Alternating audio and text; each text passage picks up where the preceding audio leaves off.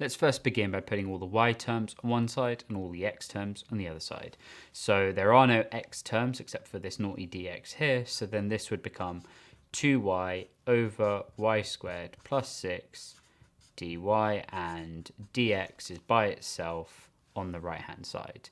For the left hand side, it's obviously going to be much more harder to integrate than the right hand side. Right hand side is pretty simple. So for the left hand side, we're going to substitute in u for y squared plus 6. So that's substituting for this. And then du dy is going to be 2y, or du equals 2y dy. So I've just rearranged this, multiplied that across. We can now take our substitutions of u and du dy and plug it in here. So let's see what we get. You should get the integration of du u, which is equal to the integration of dx. So that's what we're going to try and substitute now. So for the integrate now. So for the left hand side, that's going to become ln u plus c, where we know u equals y squared plus 6. So that's going to be ln y squared plus 6 plus c. And for the absolute nerds out there, I did a whole video just explaining on how to why does 1 over u integrated become this, and I do it by proof. It's somewhere on my channel.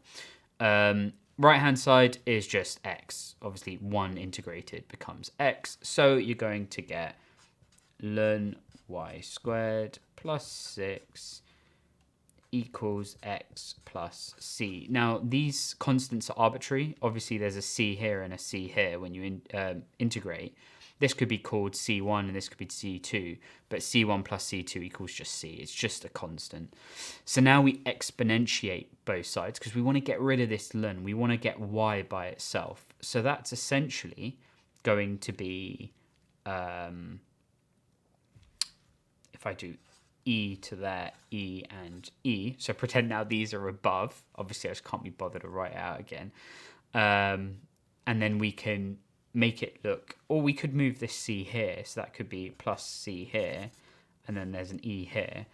So you're going to get e to the x equals e ln y squared plus 6 plus c. We know that our exponential rules, when there's an exponential applied here, you can, and there's a plus, you can break it up. So then that's going to be ec y squared plus 6. We can now replace this constant of ec and call it k equals ec. So you're going to get y squared plus 6 equals k ex. As you can see, I'm flinging this constant everywhere right now. It's just flying about. But now we can minus the 6 from both sides, and then you're going to have a y squared by itself, which we want to have it look like as if it's just a y. So you're going to get y equals plus or minus the square root of kex minus 6. And we are done.